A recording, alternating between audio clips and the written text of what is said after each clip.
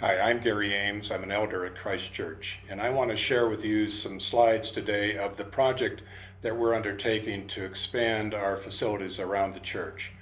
The project's called God's Work is Alive, and it's alive and well in Santa Fe as well as at Christ Church. Let me show you some slides and explain what we're about to do. The first photo here is an elevation of the church, and the thing you're going to recognize the sanctuary on the left, but the new phenomena here is the glassed-in area, which today is the courtyard. This becomes the plaza, and that will become even more clear as we look at the floor plans.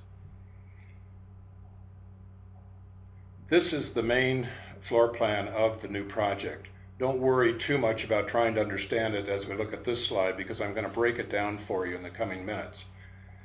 The gray part is where we currently have our facility, and you can pick out the sanctuary and the commons area next to it and the offices and the old kitchen. All the bright blue in the picture here is the new building. It adds some 20,000 square feet to the 16,000 square feet that we currently have. Here's what's included in the project. Flexible gathering areas for the whole congregation and for various groups within the congregation.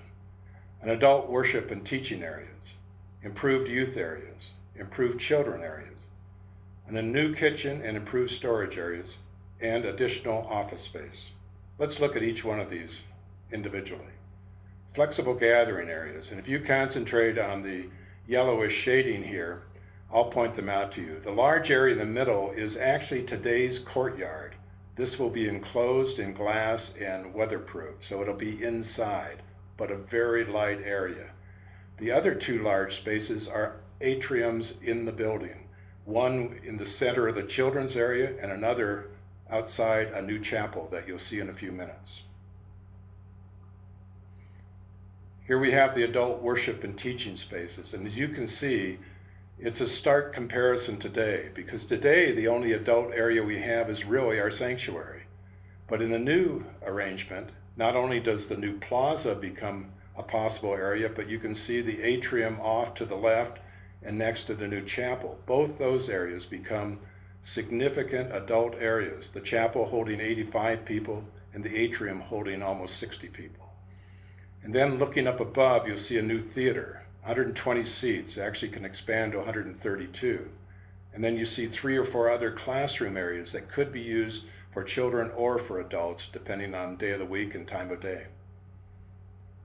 These are the improved youth areas. Again, overlapping areas. These areas are flexible to be used for anybody, youth, children, adults, depending on what's going on in the time of day. So again, the plaza becomes available, the chapel, and the area, the atrium outside the chapel. And then looking up at the top, the theater.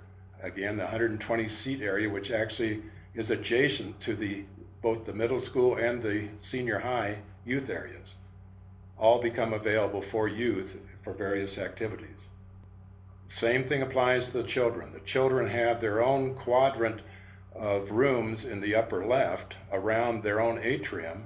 But in addition, they have access to the theater for special activities, and the plaza again becomes available for them.